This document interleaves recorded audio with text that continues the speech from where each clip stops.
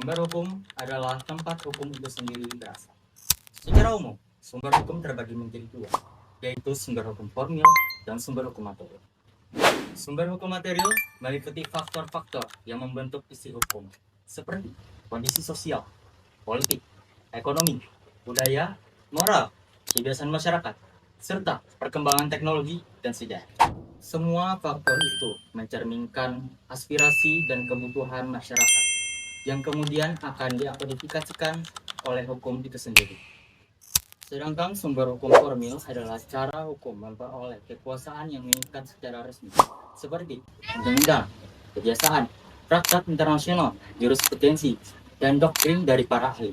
Menurut Jim Lee, bentuk sumber hukum formil mencakup produk legislasi, perjanjian yang mengikat para pihak, putusan hakim, serta putusan administratif dari lembaga negara. Nah, seperti dijelaskan tadi bahwa sumber hukum terbagi menjadi dua, sumber hukum material dan juga sumber hukum formil. Sumber hukum formil itu terbagi menjadi 5, ada undang-undang, kebiasaan dan adat, traktat, jurisprudensi, dan juga doktrin.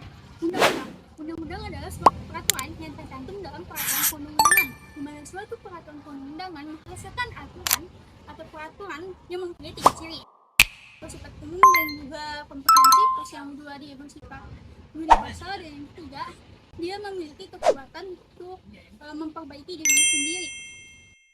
Yang kedua ada kebiasaan. Kebiasaan adalah suatu perbuatan yang dilakukan secara berulang-ulang, di mana jika suatu kebiasaan tersebut diterima dalam suatu masyarakat atau perbuatan yang dilakukan secara berulang-ulang, maka apabila ada suatu perbuatan yang bertentangan atau berlawanan dengan kebiasaan tersebut akan dianggap sebagai suatu pelanggaran perasaan hukum. Maka timbullah suatu kebiasaan hukum yang mana akhirnya menjadi suatu hukum. Nah, kebiasaan dan adat itu berbeda, di mana adat memang termasuk dalam kebiasaan, tapi adat dan juga hukum kebiasaan itu berbeda. Dalam ilmu hukum kebiasaan dan adat bisa dilihat dari perbedaannya, bisa dilihat dari segi sejarah penggunaan istilah pemakaian hukumnya di Indonesia. Traktat yaitu perjanjian internasional atau perjanjian antar negara, di mana traktat dibagi menjadi 3, ada traktat bilateral yaitu perjanjian antar 2 negara seperti Indonesia dan juga Malaysia.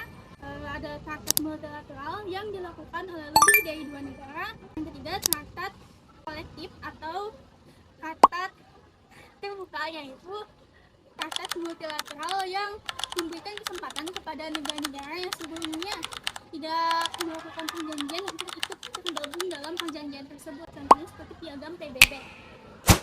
Jadi teman-teman, sekarang kita akan lanjut membahas 2 sumber hukum penting lainnya, yaitu jurisprudensi dan doktrin.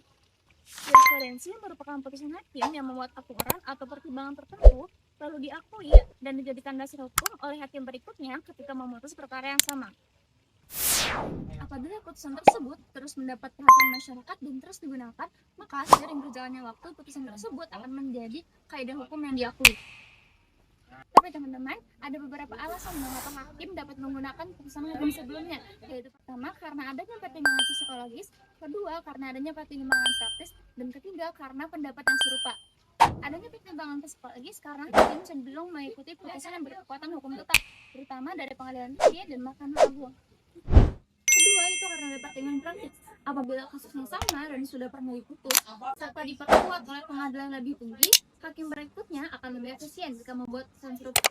Selain itu teman-teman, jika putusan yang tingkat bawah berbeda jauh dari putusan pengadilan lebih tinggi, biasanya berpotensi dibawa ke banding atau kasasi. Yang ketiga itu karena ada alasan pendapat, artinya hakim memang sependapat dalam pertimbangan dalam putusan terdahulu.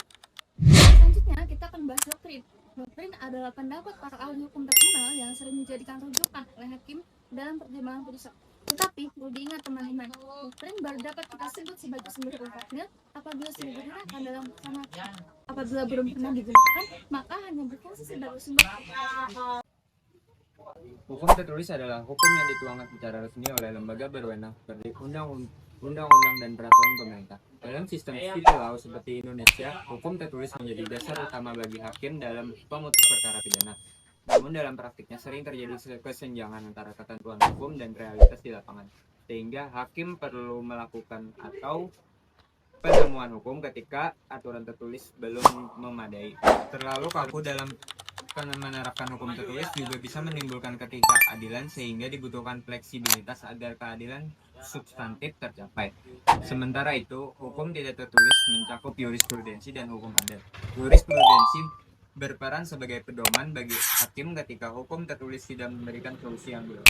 Sedangkan hukum adat tumbuh dari nilai dan kebiasaan masyarakat sebagai wujud dari Volksgeist atau jiwa masyarakat. Kedua jenis hukum ini melengkapi hukum tertulis dan mewujudkan keadilan yang lebih menyeluruh di Indonesia.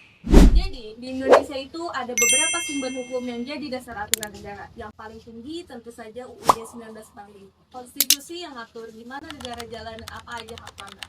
Setelah itu ada undang-undang yang dibuat bareng oleh DPR dan Presiden. Nah, supaya UU ini bisa dijalanin, Presiden ngeluarin peraturan pemerintah dan ada juga perpres buat ngatur hal-hal yang lebih administratif.